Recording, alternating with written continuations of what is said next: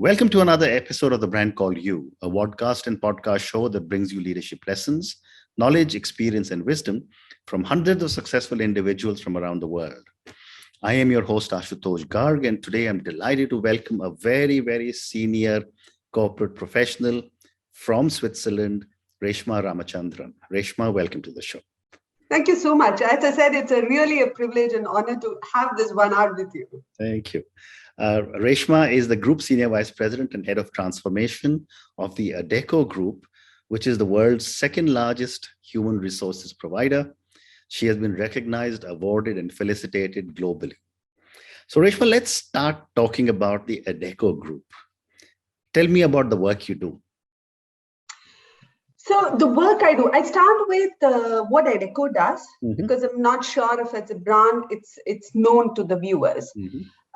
So as a brand, we cater to the entire talent pool, I would say, the different segments of the talent pool. And what we basically do is we actually create employability for this talent pool, place them. And on the other side, we actually provide the whole experience for the customers, our clients itself, so that they don't have to do all the, seeking talent and, with the talent scarce environment, seeking talent, placing them. So the entire end-to-end HR solutions for the, that caters to the whole talent. Now, what I personally do is I actually head the transformation for the strategy and transformation for Adecco. So when I say transformation, it is nothing but implementing the strategy. So our ambition with the strategy is to really disrupt the industry, the staffing industry. And we are 1 year into that journey. Come quite far, I have to say, in this COVID times. So I've been 1 year with the group now. Fantastic. So, I was thinking when I was reading about you and doing a little research, it got me a little thinking and said, when I was in the corporate world, people used to be called headhunters. That has now evolved into the search firms. Help me understand how has this entire business of finding individuals transitioned? And I don't think it was too long ago, and still I think the word headhunter or the concept of headhunter still exists. But the transition has happened, I would say, somewhere in the 2010s. And this is primarily to do with the talent scarcity. So as you probably are aware, if you look at the general shelf life of skills, I am an engineer. I studied engineering. Do I use all of the engineering that I studied? No, because that skill set has considerably evolved in the past 20 years. So when we look at the shelf life of skills, it's typically now 3 to 5 years. This is what research says. So which also means that there is a lot of shortage for talent. So when the shortage for talent has actually come in, and this is why I say, I think the disruption was more because of all these technology firms that came in, the Silicon Valley technology firms, all of these startups. 2010s is when the headhunter slowly moved into the search. So what you call as a passive candidate, and then you actually seek those talents. So what is the talent that is scarce in the market? And as we go into it, COVID has really accelerated that, or I would rather say it is given as a preview into what is the world that we are moving into. Talent is going to be extremely scarce, and I think the search firms are going to play a very important, imminent role in actually shaping up their talent market. Fascinating. And I was also talking to a few people on my show who are in the same business. And they have positioned themselves as organizations that use artificial intelligence to search people. I'd love to get your perspective on what does that mean and how are they doing? How are they any different? No names, of course. So, again, technology has disrupted every sphere and aspect of our lives, right? So when I say we, our industry is no different. In terms of, I come to tech first and then come to artificial intelligence in a bit. So technology has significantly disrupted the whole HR world. I don't remember, Ashutosh, when you left the corporate world, I can tell you, I started in India. And I used to work for L&T. So, in order to apply for a job, you had to get, Hindu used to have these Wednesday opportunities supplement. This was where jobs used to be advertised. So it was really like you apply to a job that is advertised in print. And then if you had to get your next job, it had to always be that physical network. So it kind of evolved. Now, if you see, all of the applications can happen online. LinkedIn as a platform exists. There is chatbots, all of that, right? So the technology has kind of disrupted the whole HR world. Now, when it comes to artificial intelligence, it's more, what is artificial intelligence? It's nothing but using the human intelligence putting it into an algorithm and using it. So it's more a question of what is your behavior? What is the behavior that is required for the role? What are the skills, your skills, versus what are the skills required for the role? And the more the, in quotes, quote unquote, machine learns that, the more it actually helps you find talent better and place talent better. And this is where, if to your question on what are those search firms doing differently, I think this is fundamentally the difference in terms of, what's the skills. You're able to predict the skills of the future. You're actually able to identify the talent that actually then fits into that skills of the future. Fascinating. One other $1 million question that seems to be on top of everyone's mind when they get into their mid-30s is, when will I get a call from a search firm? Which means I have now arrived. I remember that used to be a big thing, and I keep listening to my sons and all their friends and saying, oh, I've got a call from someone. And I always tell them, talk to them. But tell me, at what stage of one's career does one come onto the radar of firms like yours? Because, a very large percentage of our viewers and listeners are under 34. Yeah. So again, and I'm happy that you say this, like you want to be called by headhunter. I was one of those people who wanted to be headhunted. You thought it was something. It meant that you were alive. I feel similar to different spheres of the life that we talk about. The getting the call is also probably a myth in that sense, that it goes with the age. So age becomes a number, only a number in the whole talent scarce environment. And I wouldn't necessarily say it's an age or corporate hierarchy. It goes back to the skill. So think about, and I have a 14-year-old who is extremely good at coding and programming. And if you would actually put out his skills in the market, he would be actually headhunted. Correct.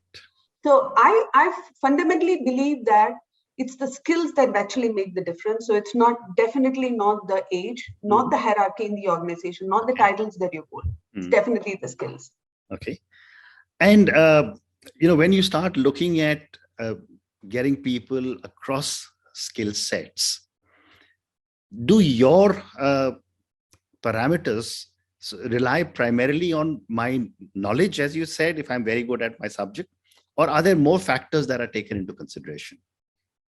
So it depends on the role. I would say for roles that needs to contribute to individual contributors, skills definitely matter. If I talk about leadership roles, leadership has also evolved in the last 10 years so much, right? So it's about people are the greatest assets any company can have. So it's always about, as a leader, how do you bring out the best in people?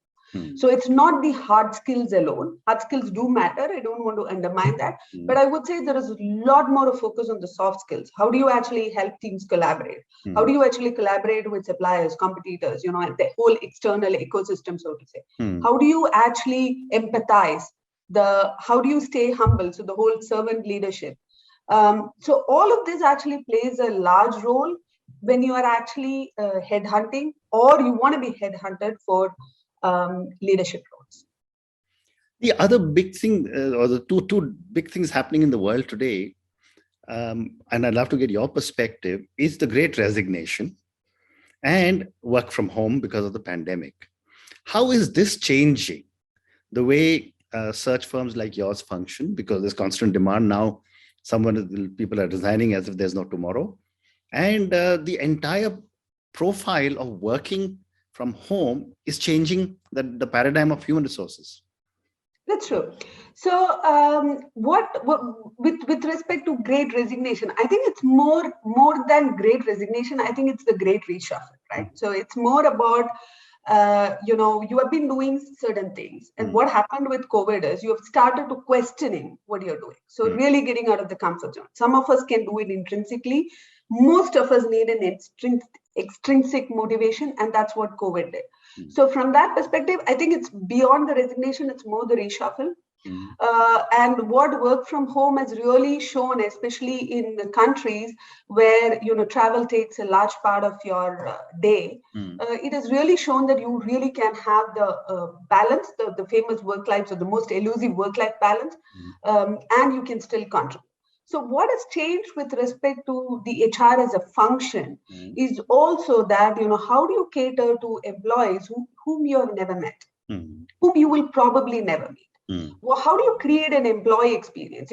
Today, just look at the two of us. If we would be doing the face-to-face conversation, probably we would have caught up over a coffee before.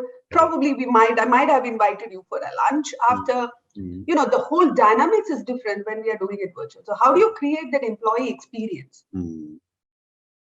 And I fundamentally feel, where for us as a firm, and we deal with a lot of our clients as well, where for our customers as well, where it's a challenge is, how do you create the employee experience so that they're engaged in what they do and they can still contribute meaningfully and productively to the whole company's purpose and vision?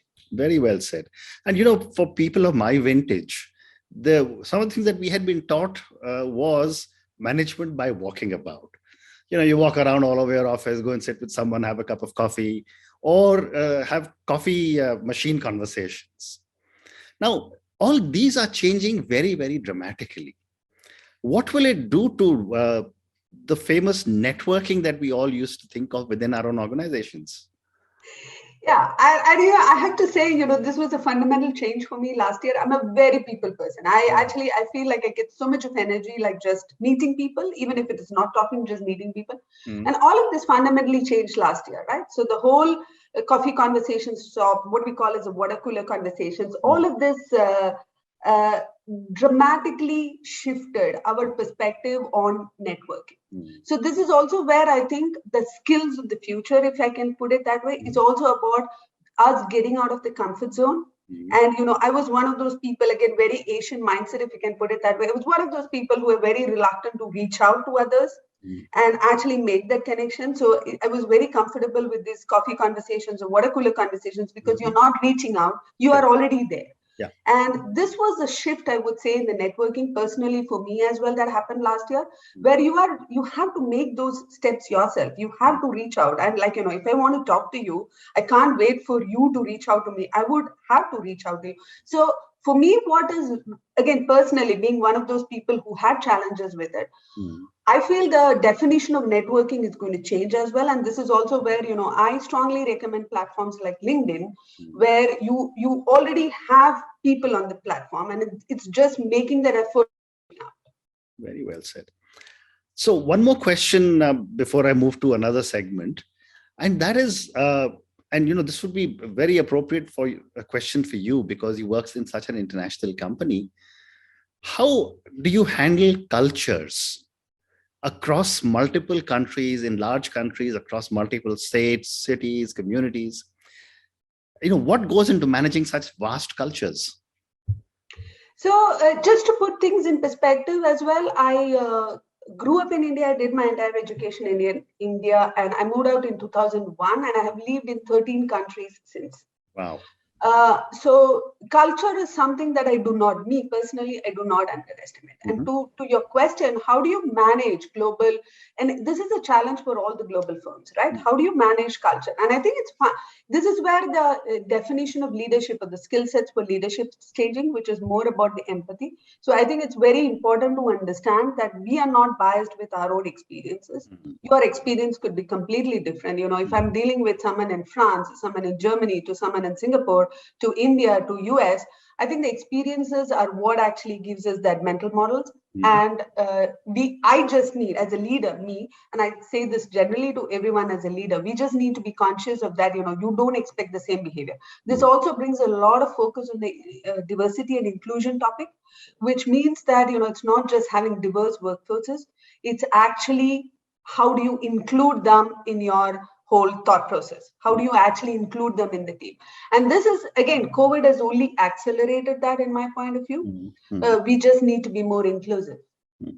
Well said. And taking up from what you said on DEI or diversity, equity, and inclusion, You are currently sitting in developed Europe, where this is being talked about a lot and for many years. And people are actually walking the talk. What is your perspective on DEI in the lesser developed countries, including the country that you have come from? So, when you say Europe, well-developed and walking the talk, we have to also take a step back and think about it, right? You take Switzerland, for example. Women got voting rights just 30 years back.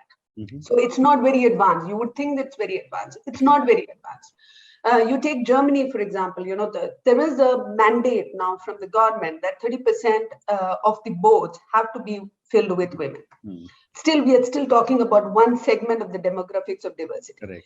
So the whole thought process in Western world has changed because there is a lot more of talking about it. Mm. People like women, especially, they want their seat at the table. So if you talk about developing countries, take India as an example. Mm. I don't think we are there yet in terms of women or minorities actually asking for it. It will change. For two reasons it will change. One is the whole economics, and Saudi Arabia is a good example where the whole economics changed the fact that women could then start driving, right? So the whole economy will change or will ask for more diversity. And the second part is how much of the minorities, how many of those minorities can actually stand up to it. And I tell you, as a girl who grew up in India, the whole desire my parents put on us, despite the fact that we should study and we should have our own careers with jobs, the whole guardrail that was put on us was, get married. Right. So I think it's a societal thing. So society needs to change. And I would say it's more the iteration of both society and economy. The more economy demands, the more society changes. The more society changes, the more economy demands. And you think that countries like India are moving in the right direction? Because I know there are laws in India also which say that in every board there must be at least one woman representative. And that's actually quite a shame because that's half the population and you still say we should have only one. But I'd love to get your perspective on, are we heading in the right direction or much more needs to be done? Much more needs to be done. The research says if you go at the pace at which we are going, even to close the gender pay gap, it's going to take 200 years. I don't think we are ready to wait 200 years. Yeah. So when at the start you said, most of your viewers are under 34, ask the millennials. They're not ready to wait for 200 years. Right. So a lot more needs to be done. I think there are couple of things that needs to happen. One is governments are becoming more conscious. So India, yes, you are right, 50% of the population is women, but at least you're asking for one, which is great step forward. The second is, we need to ask for it. So when I say we, the minorities that are excluded needs to actually stand up and ask for it. And I think this is where the whole, what I was telling you about the whole balance between, the give and the ask needs to actually meet up. But I really don't think we can wait 200 years to close the gap. Absolutely. And there's no reason to. I mean, I think the world will lose if you're to wait 200 years for the half of the population, which I believe has significantly better work ethics than the other half. So, but that's my personal view. And I've said this all along in my entire life. But Reshma, moving on, you are a strong supporter for women in STEM and you are actively supporting them. I'd love to understand, what are you doing to support them? So two things. One is like, the start of the career. And I say this also as someone who had a STEM education and have thought like a million times before getting into a STEM career. And if you see the research, women are more than men in STEM education, but when it comes to the careers that they choose, they actually drop out of STEM careers. So I do a lot of university talks. First, I enjoy talking to the young minds. Second, I also do these talks simply because I want women to, girls who are actually choosing STEM education to choose STEM careers. So this is the first step, like, getting women into the pipeline. The second, I would say, is more actively supporting. So whether it's within the organization or outside of the organization, actively supporting both the organizations and women to rise up. So there is a lot, again, merely a myth in my point of view to think that there are not even enough women in tech or women in engineering or technology or any of that STEM fields. I think it's fundamentally there is not enough women in leadership. So the second part of my work is also like get more women into those decision-making positions so that we can help other women who needs to get there. Interesting. So I'm now going to move to the last segment of our conversation. All my viewers and listeners love to get to know my guest a little better. So I have 3 or 4 questions for you personally. Let me start by asking you that you had such a successful life so far, and I'm sure there's so much more ahead. What would you say are 3 key milestones in your life or your career? 3 milestones. Okay, the first milestone I would say, I grew up in rural India. So like we used to carry water from the well. There was taps were like, very, very unheard of. There was no electricity in the sense that, and the Indian word of that, the power cuts. So I literally studied a lot of my evenings under candlelight. So my first milestone of what changed my perspective towards what is possible was moving to a city, to Chennai, for my studies. This really changed the perspective of, there is a whole lot out there. Correct. So the exposure part. This is one of the things that completely changed my outlook towards everything. The second is marriage. So I married my college sweetheart. And why I say that is because, I think we underestimate the power of a spouse in your career building. So this is something that I would say has been extremely pivotal for me in terms of how I've built my career. I have a wonderfully understanding spouse, and, making the choice of marriage, I would say was the other milestone. And the third, I would say, is my current role. Because when I decided to leave ABB, which is one of the world's largest technology companies in that sense, this was a very thought out decision in terms of moving into a space that is at an intersection of people and technology. And I can only tell you that 12 months into the role, I'm actually happy and made that decision. So this actually opens up a whole lot of avenues for me in that sense, just in terms of the thought process. I don't say it in terms of career, job, nothing, but just in terms of thought process. Fascinating. So 2 more questions for you. My next question is on failure. And Reshma, now you are in the people business from a tech business. I've often said that South Asians, Indians, even Chinese, our parents never teach us it's okay to fail. We're always taught first in line, first in class, better marks, etc., etc. And that manifests itself in our behavior patterns, especially in North India, in places like Delhi, where my car must be right in front, whatever happens. Yet we fail, we learn. My question to you is, what have been some of your learnings from your mistakes? So, I think it's what you said is very right. I think it's a social conditioning of what failure or mistakes are. And I have to say that I have really reconditioned myself. This is one of the reasons why I can't tell you what my mistakes or failures are. It's more about learning. So, one of the things, again, for your viewers, if you have not read, please do read Carol Dweck's book, Mindset, which fundamentally changed my life. It's all about the growth mindset. So how do you actually learn with things? And there are so many learnings like on a daily basis. So I can't really pinpoint and say, this is one. The only thing, again, because I'm also in that industry, one of the things that I can tell you is rejections.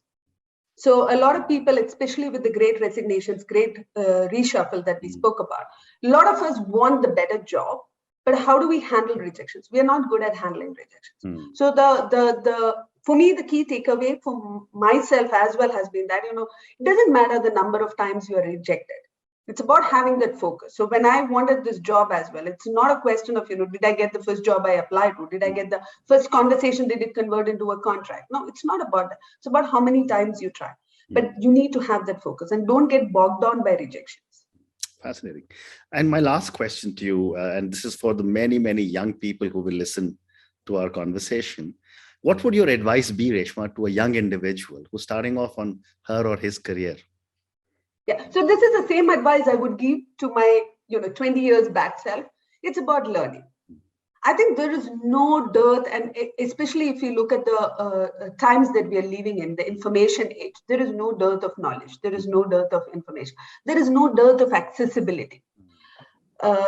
Just go out, just learn, and don't look at it as rejections, failures, mistakes. The whole negative connotation should be out of our mind. And I say this also like as someone who grew up in rural India. And as I said, Chennai was like mind-blowing for me. And then I moved to Delhi, which was another of those mind-blowing experience for me. This is what exposure can do. So the more you expose yourself to new things, the more you learn, the more you actually understand your own potential. Very interesting. Reshma, on that note, thank you so much. It's been such a privilege speaking to you. Thank you for talking to me about the Adecco Group, about all the incredible work you're doing, about how the entire human resource management and search firms are beginning to change as a result of all the current challenges. And thank you for talking to me about some of your own values and all the stuff that you've been doing. Thank you again and good luck. You're someone I admire so much, especially with the impressive career path that you have had. I don't know if I should say career path or the portfolio career, which is like the ambition of, everyone of at least my age group. So you're someone I respect and admire a lot. And I have to say, I'm so privileged, blessed to be here with you, Ashutosh. Thank you so much. I really appreciate that comment. Thank you. Thank you for listening to the Brand Called You videocast and podcast, a platform that brings you knowledge, experience, and wisdom of hundreds of successful individuals from around the world. Do visit our website www.tbcy.in to watch and listen to the stories of many more individuals. You can also follow us on YouTube, Facebook, Instagram, and Twitter. Just search for the Brand Called You.